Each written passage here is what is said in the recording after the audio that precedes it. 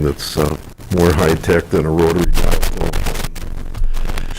Good afternoon. My name is Tom Romaine, and I would like to call the Thursday, November 5th, 2020 Tree Advisory Commission meeting to order. Roll call. Let's start with Commissioner Dearson. Present. Yep. Alan Vancura. Yep. Yep, Lisa Langer, present. Okay. Advisors. Tom Schmitz, Park and Recreation Department. Jeff Huffman, Public Works Superintendent. Joe Stadheim, City Engineer. Thank you all. I would entertain a motion to approve the agenda as it's distributed. So moved. Moved by Commissioner Dearson, second. Second. By Commissioner Langer. All in favor signify by saying aye. Aye. Aye. Minutes have been approved. Moving on to old business, and I know that Mr. Veet is pressed for time, so I would ask him to give his report on the Buckthorn research project he's managing. All right, thank you. All right, good afternoon, everybody. Jordy Veit, 1400 North Garden Street, New Ulm, Minnesota. So here just to give you the fall update on our Covered Up program. We did some more observations and data collection in September. So just to get us started, all the information, the latest data collection was September 8th of 2020. We looked to describe the Understory cover, taking a bunch of photos. I'll share some of those with you here in a moment. And then assess the test seedlings for the buckthorn for growth, and then obviously submitting that data to the university who's collecting all of that as well. So describing the understory, this is kind of small, but just to kind of give you an idea of what the idea was, instead of trying to get into very detailed observations of exact percentages and exact numbers, we assigned density classes. So essentially we just have described things as being very sparse, moderate, and dense. And these might be a bit more helpful for what we're looking at. We took a look at all 6 squares, and we looked at things such as the bare ground, leaf litter, mosses, other grasses, ferns, conifers, and broadleaf plants. So just as an overview, there were no ferns and no conifers that were part of the understory in the 6 squares that we were studying for buckthorn. We did have, most of the squares had at least sparse leaf litter and ground cover. Most of them had moderate. You'll also note on the tables that the ones that are shaded green, that just denotes the ones that were seeded with native seed mixes. So that's what that is. As far as sedges and grasses, all but one of the squares fell into the sparse category for that. And then as far as broadleaf plants, 2 of our squares, square 2 and 3, had sparse. 4, 5, and 6 were in the 11 to 40% category, and then square 1 had moderate. Square 1 is kind of an outlier right now because I'm having some issues with that. Because after buckthorn has been removed from the area, garlic mustard has very aggressively came into that square. We'll be addressing that in the spring some by trying to get out some of that garlic mustard in there. But that's probably why that one's kind of a little odd as far as the broadleaf plants are concerned right now. So here are some pictures. These are what we call kind of the bird's eye ones, so they're about eye level looking down. The one on the left shows square 1. A lot of that smaller plant that you see in there is the first year garlic mustard. There's also some of our grasses coming up in there from the native seed mix. That's actually been, of the native seed mixes that I've planted, all the squares have quite a bit of the grass coming up. I haven't seen very many of the trees yet, but some of that takes a bit longer to germinate.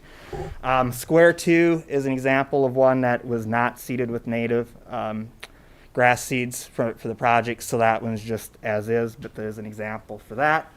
And then two more examples, square 3, which was seeded with native seed mix, and square 4, which is another one that was not seeded. And then these are 5 and 6 as well, just to give you an idea of those plots. The white flags that you see kind of in the center, they're not exactly centered due to the needing to space them out. Those are the areas that we are monitoring the buckthorn growth. So those are where we're doing the measurements on buckthorn germination and how much it grows. And there's several several possible plants around there that we will monitor for those. And I'll get into some of that germination data here in a bit.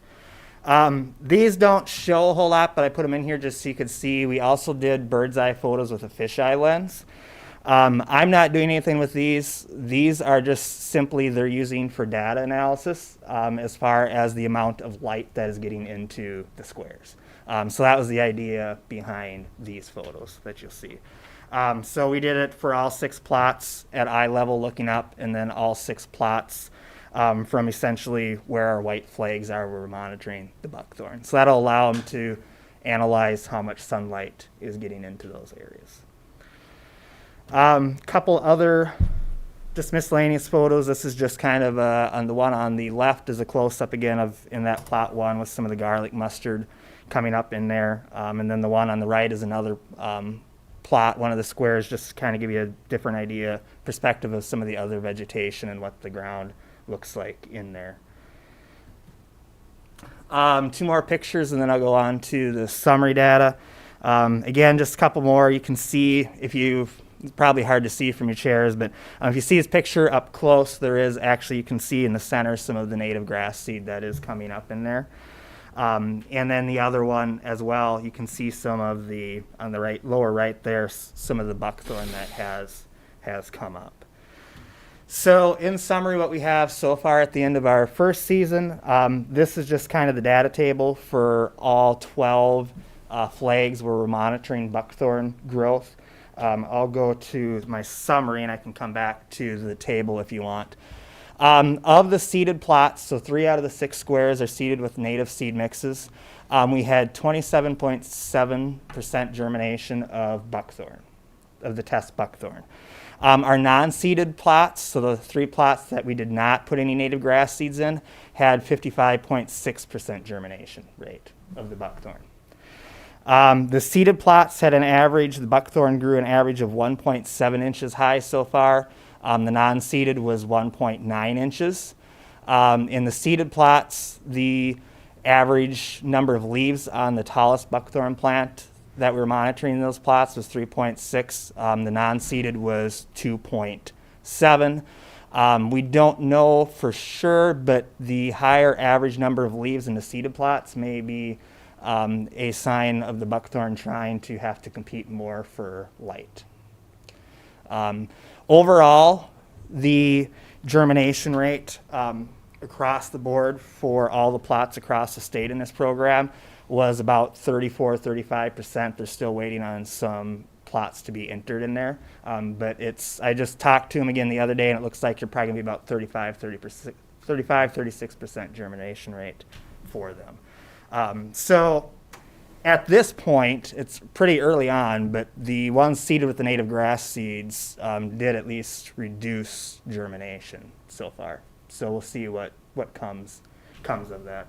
Because we'll be doing more observations. This is just kind of an overall timeline, but you'll see kind of the setup. Next spring is what we'll be doing, is going in, cleaning up them plots, doing some weeding, hopefully getting most of that garlic mustard out of the first plot, and then refreshing signage in flags that go missing or got damaged over the winter months. And then again, the same process as the summer. Any buckthorn that we're not testing will get cut and removed. And then same observations again in the fall as we continue on for the next couple of years with the observations on it. Any questions on that? I got a couple other things I can say, but I'll stop and see if there's any questions at the moment.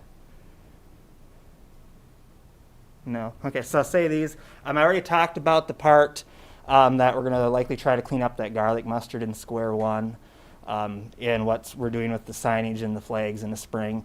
Another article, just out of interest, that just recently came out was looking at buckthorn, and it again points at the phenology. So the extended spring and fall canopy cover adds to resistance of invasion by buckthorn. So if we can find species that do that, that will make the area more resistant to buckthorn.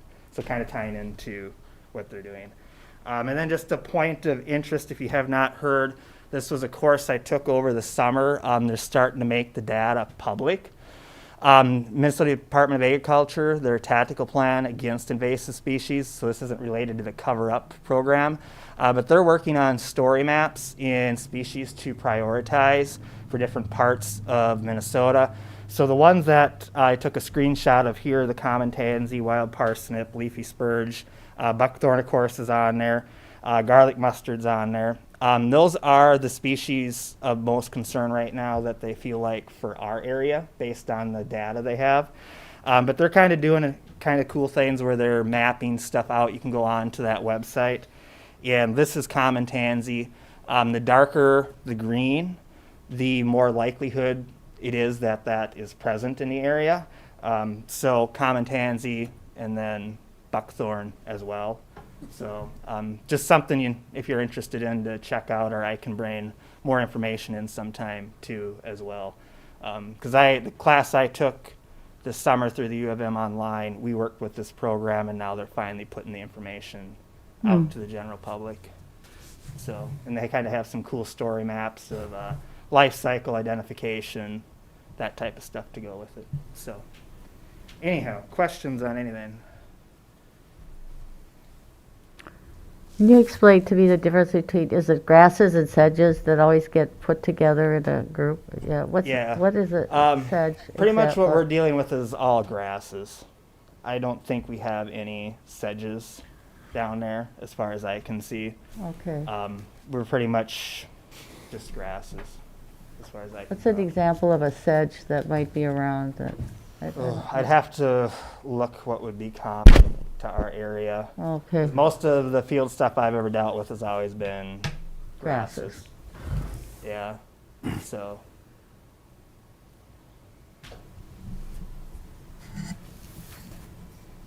Any other questions? I've got a couple, Chair.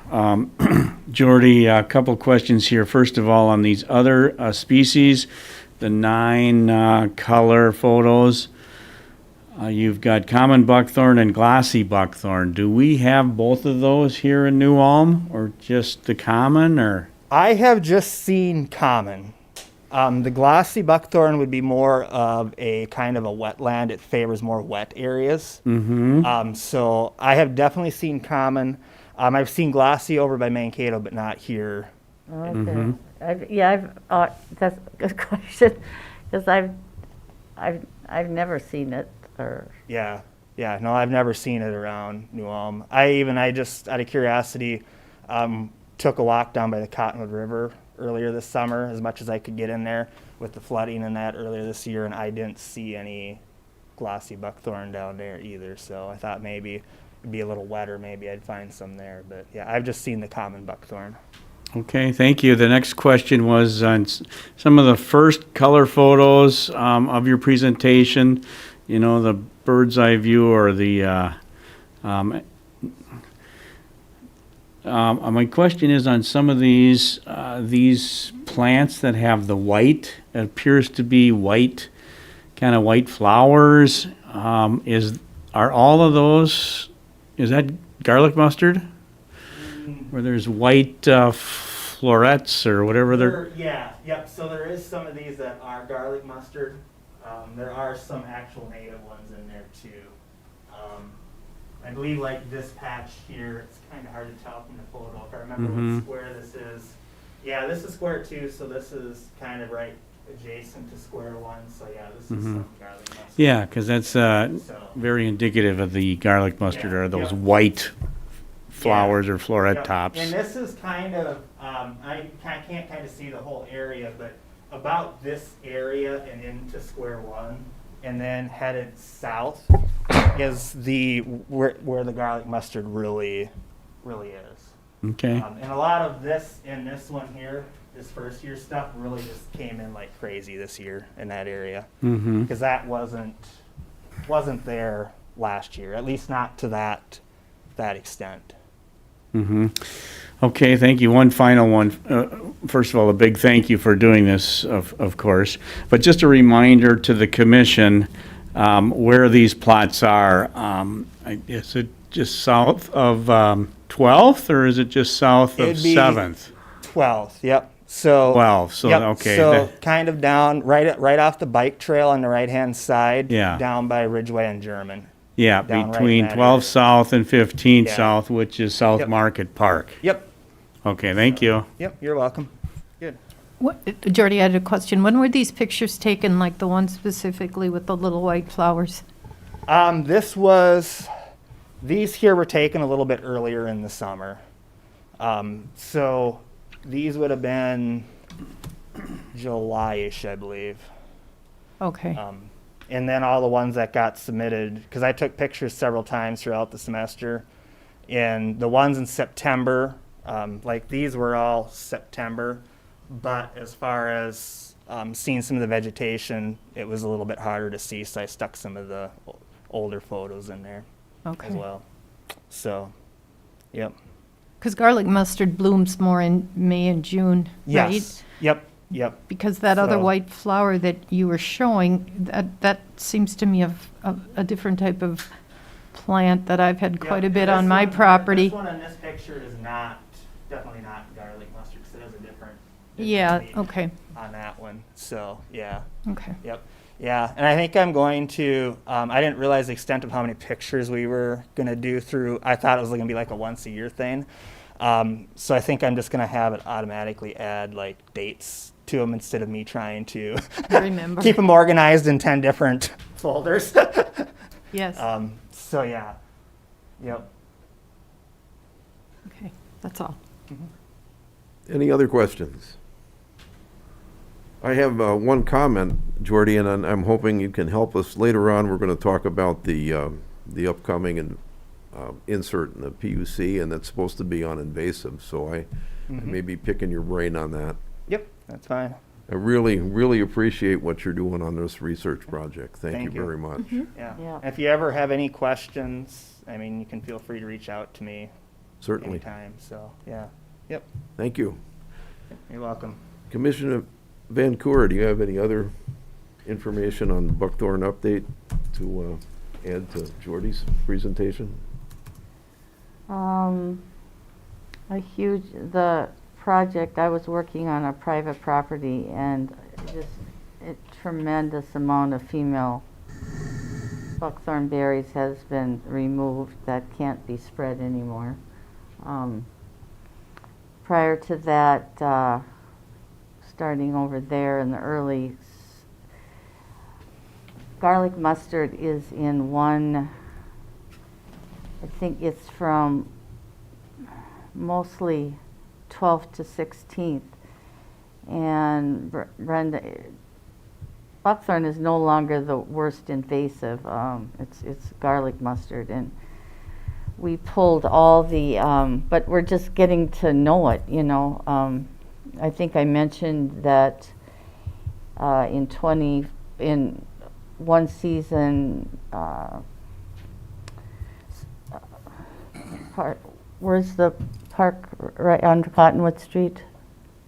That we Adams? Adams Park. Yeah, Jordy and I were pulling garlic mustard, and then I took a spin, and in one season it's 80-90% garlic mustard. It's gone, and that's because it's downstream from Shells Park. It's huge reservoir.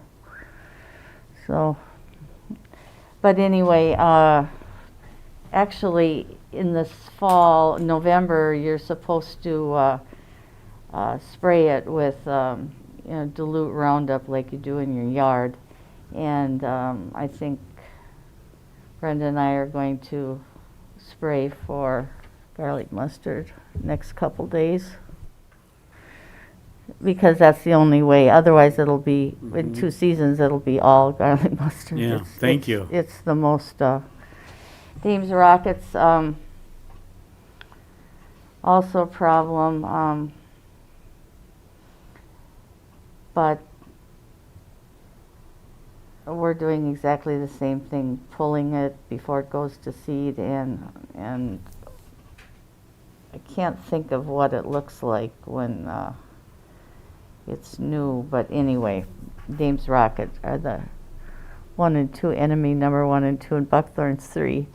Still have, Tom and I took a tour, and there's a fourth of the bike trail is private property, and Tom said, and we've been forbidden to go over there, but Tom said just go over there, and so that's the other thing we're going to start doing, is taking all the female berries outside on the quarter of the bike trail that is just adding to the city burden and thwarting our effort to make New Ulm a Buckthorn-free city.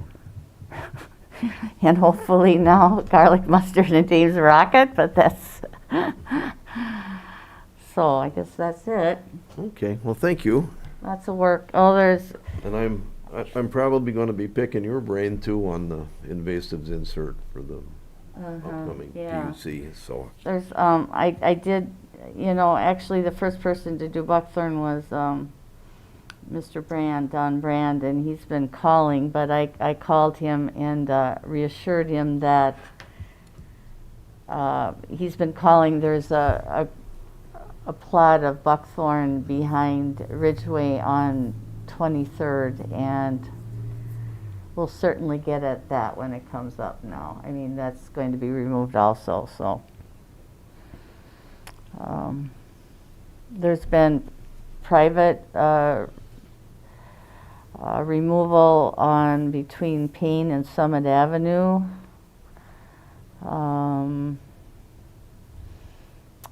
People are taking it out, I believe. Some folks up on Raymond Drive are taking it out behind their hills, so anyway, that's that. Okay, thanks. You're welcome. Mr. Stadheim, could you update us on the reimbursement programs and budget update, please? Certainly, Mr. Chair and Commissioners. We began 2020 with a budgeted amount of about almost $10,000, and through this week we've issued reimbursement for 32 trees at a cost of about $3,076.37. With some other miscellaneous expenses, our expenses total to date are $4,193.09. So we have a budget unused amount of $5,753.97.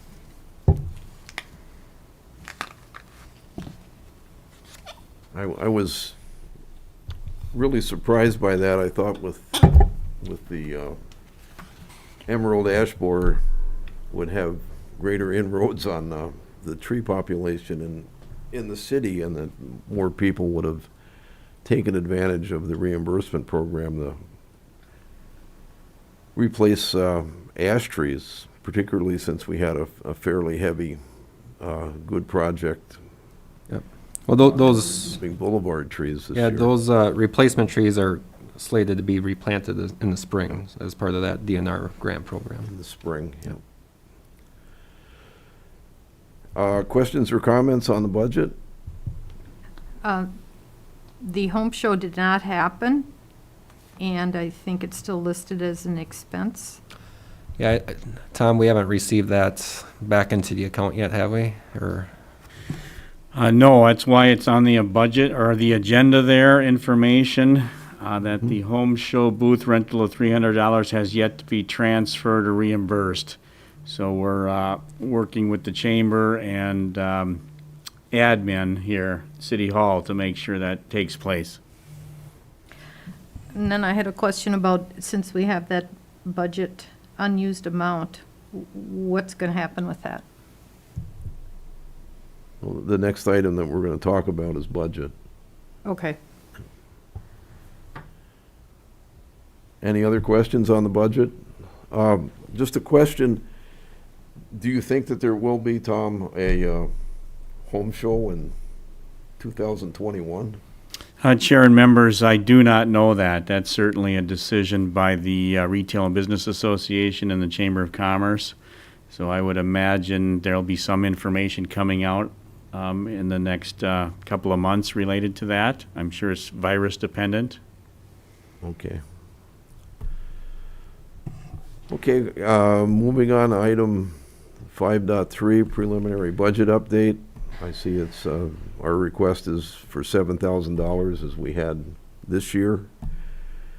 And with the surplus that we went into, or the surplus that we've had so far on expended funds, I think $7,000 is a reasonable request. But I personally, I don't see a need to request to carry over our unexpended budget. Yeah, I guess I would agree with that, Mr. Chair. Yeah. That, can I get a motion from somebody on the budget amount for 2021? Excuse me, Chair and members, just to interject a couple things is that you don't have to worry about a carryover from 20 to 21 until sometime in the new year, Right. 21. And the $7,000 base budget for next year in 21 is already in the preliminary budget. Okay. So there's no action necessary at this meeting unless you want to change your requested budget of $7,000 for next year in 21, which has already been approved in the preliminary budget by the council. I don't understand why we would give back money that wasn't spent. Why don't we use that money to plant some trees? I mean, I thought that's what the purpose of the tree commission is to make sure we have trees in the community. We lost a lot through Emerald Ash Borer, so why would we leave $5,000 or whatever that was on the table when we've lost so many ash trees? I don't understand that. Mr. Chair, the ashes that we've taken as part of that DNR grant program, those are slated to get replanted in next spring. But yeah, I don't disagree. The budgeted amount for the reimbursement programs was at $4,200, so we're still well underneath that by about $1,100 in that tree reimbursement program. But, I yeah, Are we're- there parks, Tom, that could use more trees? Well, certainly, Chair Romaine and commissioners, I think at this point, we're, nearing the midpoint of November. It might be difficult to get contractors or to get any trees in the ground here in the next month or so, or weeks, depending upon freezing, of course. And so I would suggest that we play through the rest of this year with our normal process and our expenditures and programs, and we see where the end of the year ends up fiscally, and then we consider requesting or not requesting a carryover from 20 into 21. I think it would be very difficult, if not impossible, to try to get some trees planted in the next week or two or No, three. right, no. I agree with that. Yeah. I just was thinking, why wouldn't we Yeah. request a carryover? I can think of many areas in Yeah. this city where trees have died, either in new Right. developments on boulevards where there's a new development and the city plants trees and there's no houses there and those trees don't get taken care of and they're dead. And so there's a lot of blank spaces. I know up and down Oak Street, there's a ton of blank spaces. The deer came in and they Right. wrecked all those trees and those spaces are all empty. So the carryover discussion and request and action should take place in the new year. Okay. It'll be on the Yeah. agenda at your January meeting. Okay. Thank you. Normally, it's not due till the end of February, I think. But we Tom, don't. do you think there's equal need on boulevards as there is on on established parks? Or, I think there's a need in both areas. In parks, it's providing shade, deciduous shade trees where people Right. gather. right, And then in boulevards, it's wherever it's appropriate and applicable for them to fit in. right, right. From a traffic standpoint and a boulevard and, all that sort of stuff. So yeah, there's plenty of room and need for more tree planting in our community. Now, who's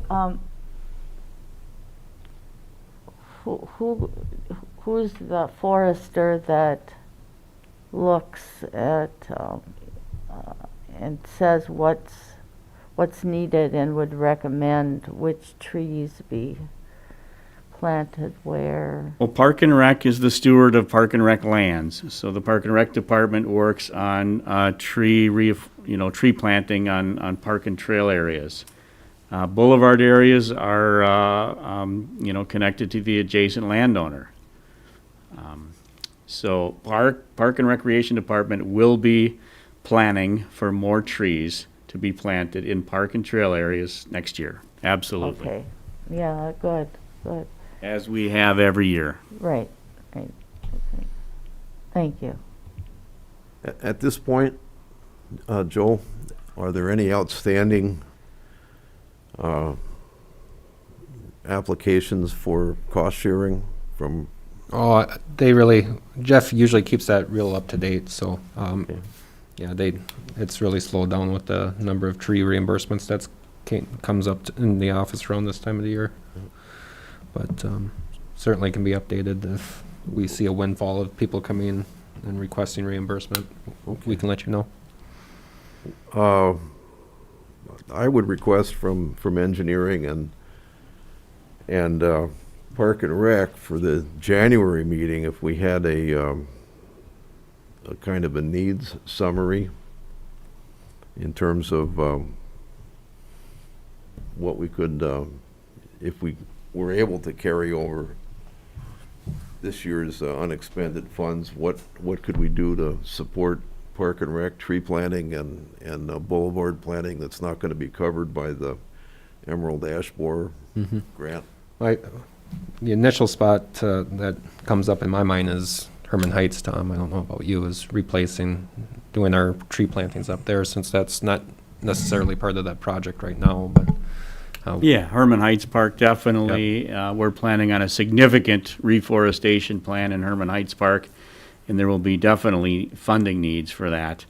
Okay. Because that wasn't part of the Renew Yep. Oh, project So if we could itself. bring that forward in January, when it would be appropriate to talk about carryover funds, Yes, we will. we could dovetail those. Yeah, we've had Jeff Anderson in my office has put together a preliminary concept planting plan up there, and I think we took down about 32 trees, and he has about 64 replacements in there. We tried to get a 2-to-1 replacement for the ones that came down, so he's working pretty hard on that, and he's met with Tom and Tom out there as well. So we can come up with some concepts for the commission to look at a future meeting, certainly.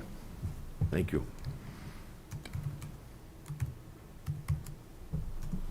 Do we have any additional discussion on item 5.3 on budget update?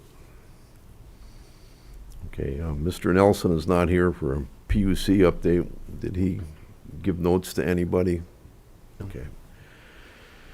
Emerald Ash Borer update or news? I guess, Yeah, Mr. Chair and Commissioners, the contractor has finished that second phase of EAB removals. So in this second phase, they took 109 trees, and they finished up last Friday. That combined with the 235 that was taken in that first wave, so we removed about 344 trees in total with that grant program.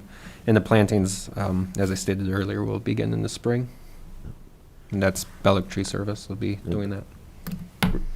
really very appreciative of Public Works and engineering yeah. for their job on the getting the grant and administering the grant and getting all the work done. It's tremendous. Yeah, and I believe, Jeff, your crew, they began some stump removals on that. Yes, we took out, the last couple of days, we've had some nice weather here. We've taken out a couple, I think they got 11 of them out, and I got some more on the list for them to do. So we started on the north end, and we'll just do it weather permitting. You know, how long we can keep going on it. We'll do as many as we can. So, thank you. Thank you. Utility billing informational insert. Mr. Nelson is not here. I have not started to work on it yet, so I'll have some more information for the January meeting. Big tree contest.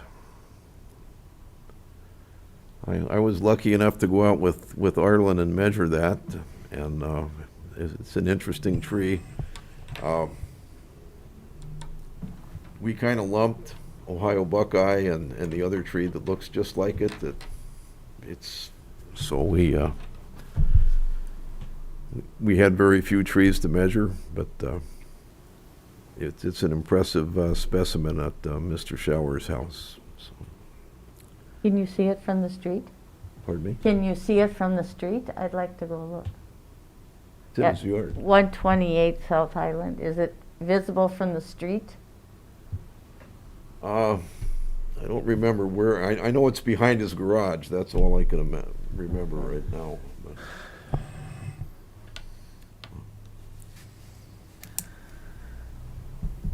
How old is the tree? I didn't take an increment mower Okay. with me. But it's hard for me to figure out how trees are, how old they are, depending on their size. Yeah, I don't know either. I know in past years, the journal, a journal has made an article and taken a picture, and I think that's always good, and it's good publicity for the tree commission and trees. So I think Yeah. that should be a handoff or a story idea for the journal. Yeah, as commissioners, as mentioned here on the agenda, that the winner, Lloyd Shower, has been contacted by me. He's very excited and happy, and he and I are working together in conjunction with the commission to do some sort of a media event. And his planting of a new tree and reimbursement by the city may not happen yet this year, which has happened before. That they, it rolls into the next year for the planting and the reimbursement. It'll be interesting to see what we get for nominations for Kentucky Coffee Tree. I'm looking forward to that. I have seen a couple big ones Oh, yeah. walking around, so. Isn't there one at Herman Height? I don't know if there's one up there or not. There's a nice grove of them along the Cottonwood River on the DNR grounds. There is. Yeah. I have a friend who is kind of an interesting amateur archaeologist, and he says when you see little clumps of Kentucky coffee tree, it's likely an indication of at one time a Native American camping area, Campground. because they use the seeds as basically their equivalent of poker chips, and when they were done with them, they just left them there. So. Interesting.